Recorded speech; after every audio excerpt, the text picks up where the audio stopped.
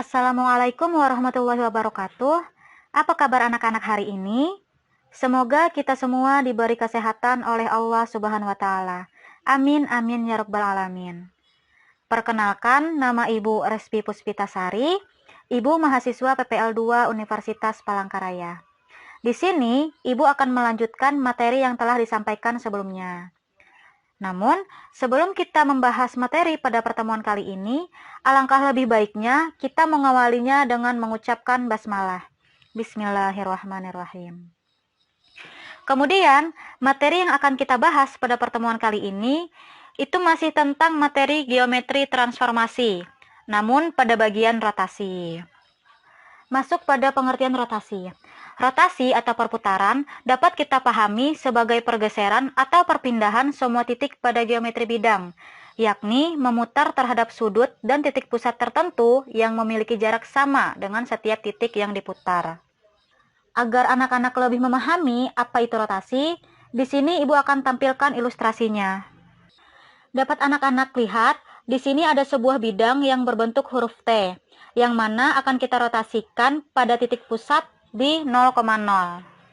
Ketika kita rotasikan bidang berbentuk huruf T ini sebesar 90 derajat di titik pusat 0,0, maka hasil rotasinya kurang lebih akan berbentuk seperti ini. Kemudian ketika kita rotasikan bidang berbentuk huruf T ini sebesar 180 derajat di titik pusat 0,0, maka kurang lebih hasil rotasinya akan seperti ini. Lalu, ketika kita rotasikan bidang berbentuk huruf T ini sebesar 270 derajat di titik pusat 0,0, maka hasilnya kurang lebih akan seperti ini. Dan begitu pun seterusnya. Agar kalian lebih memahami apa itu rotasi, di sini akan Ibu tampilkan satu ilustrasi lagi. Tadi kan pada ilustrasi yang pertama, titik pusatnya di 0,0. Lalu pertanyaannya, apakah bisa Bu, sebuah bidang kita rotasikan pada titik pusat selain di 0,0? Jawabannya sangat bisa. Bahkan untuk arah rotasinya pun bisa berlawanan arah dari ilustrasi yang pertama tadi. Di sini akan Ibu tampilkan ilustrasinya. Pada ilustrasi yang kedua ini, kita akan merotasikan sebuah bidang yang berbentuk huruf T pada titik pusat selain di 0,0. Anggap saja di titik 1,2. Nah, ketika kita rotasikan sebesar 90 derajat, hasil rotasinya akan seperti ini. Ketika kita rotasikan sebesar 180 derajat, maka hasil rotasinya akan seperti ini. Dan ketika kita rotasikan sebesar 270 derajat, maka hasil rotasinya akan berbentuk seperti ini. Dan begitu pun seterusnya. Nah, dari dua ilustrasi yang sudah Ibu tampilkan tadi, dapat kita simpulkan bahwa hasil rotasi pada satu bidang itu tergantung pada besar sudutnya dan titik pusatnya. Sekarang kita masuk pada rumus umum rotasi.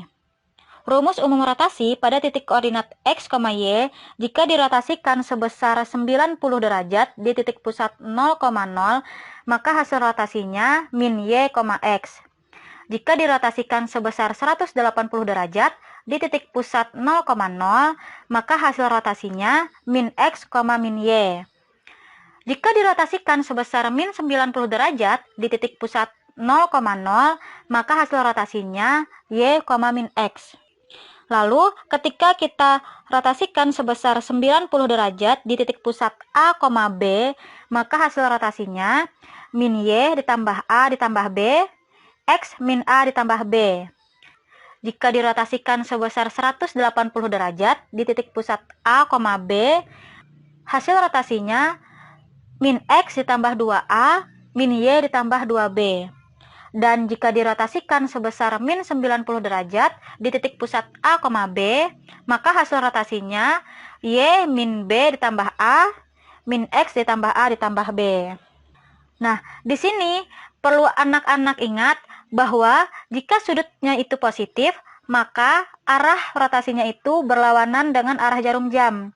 Sedangkan jika sudutnya negatif, maka arah rotasinya searah dengan jarum jam. Agar lebih jelasnya, mari kita lihat pada beberapa contoh soal berikut ini. Yang pertama, rotasikan titik koordinat R 3,5 terhadap titik pusat O 0,0 dengan arah rotasi 90 derajat yang searah jarum jam. Maka penyelesaiannya, karena searah dengan jarum jam, maka sudutnya adalah min 90 derajat. Sehingga rumus yang kita pakai adalah R, X, Y dirotasikan pada titik pusat O sebesar min 90 derajat, maka hasil rotasinya R aksen Y min X. Maka untuk titik koordinat R 3,5 hasil rotasinya adalah R aksen 5, min 3. Contoh yang kedua, titik A 4,8 dirotasikan sejauh 90 derajat terhadap titik pusat Q 1,2 yang berlawanan arah jarum jam. Tentukan arah rotasi titik A tersebut. Maka penyelesaiannya, karena berada di titik pusat Q 1,2 dan berlawanan arah jarum jam, maka sudutnya adalah 90 derajat. Sehingga rumus yang kita pakai adalah A, X, Y dirotasikan terhadap titik pusat Q sebesar 90 derajat, maka hasil rotasinya A aksen min Y ditambah A ditambah B, X min A ditambah B. X, Y-nya kita ketahui itu ada di titik A 4,8. Kemudian untuk A dan B-nya itu ada di titik pusat. A itu sebagai 1 dan B itu sebagai 2. Sehingga titik koordinat A 4,8 hasil rotasinya adalah A aksen min 8 ditambah 1 ditambah 2, 4 min 1 ditambah 2. Maka titik koordinat A 4,8 hasil rotasinya adalah A aksen min 8 ditambah 1 ditambah 2 hasilnya menjadi min 5, dan 4 min 1 ditambah 2 hasilnya adalah 5. Masuk ke contoh yang ketiga. Rotasikan bidang yang dibentuk oleh titik koordinat M min 8, min 3, N min 6, min 5, O min 6, min 3 dengan sudut putar sebesar 180 derajat pada titik pusat T 0,0. Maka penyelesaiannya, karena sudut putarnya sebesar 180 derajat, sehingga rumus yang kita pakai adalah P, X, Y dirotasikan terhadap titik pusat T sebesar 180 derajat, maka hasil rotasinya P aksen min X, min Y. Sehingga untuk titik koordinat M min 8, min 3 hasil rotasinya adalah M aksen min dikali min 8 hasilnya jadi plus 8, dan min dikali min 3 hasilnya menjadi min 3, sehingga M aksen 8,3. Lalu untuk titik koordinat N min 6, min 5 hasil rotasinya adalah N aksen min dikali min 6 hasilnya adalah 6, dan min dikali min 5 hasilnya adalah 5, sehingga N aksen menjadi 6,5.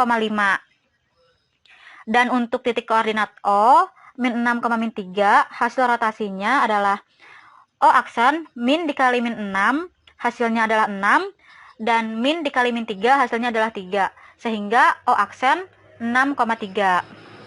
Dapat anak-anak lihat pada gambar di samping bahwa titik koordinat M min 8,3, N min 6,5, dan O min 6,3 ternyata membentuk sebuah bidang, yang mana ketika kita rotasikan sebesar 180 derajat di titik pusat O, hasil titik-titik tersebut berada di 8,3, terus di 6,5, dan 6,3, yang mana titik-titik tersebut juga membentuk sebuah bidang. Baik anak-anak, sampai di sini pembelajaran kita pada pertemuan kali ini. Semoga anak-anak dapat mengerti dan memahami materi yang telah Ibu jelaskan. Dan untuk materi yang akan kita bahas pada pertemuan selanjutnya, masih pada geometri transformasi, pada bagian dilatasi. Kemudian anak-anak, jangan lupa untuk mengerjakan soal-soal yang telah Ibu sajikan dalam bentuk Google Form. Ibu akhiri pembelajaran kita pada hari ini. Dan jangan lupa anak-anak untuk jaga kesehatan dan patuhi protokol kesehatan. Akhir kata, wassalamualaikum warahmatullahi wabarakatuh.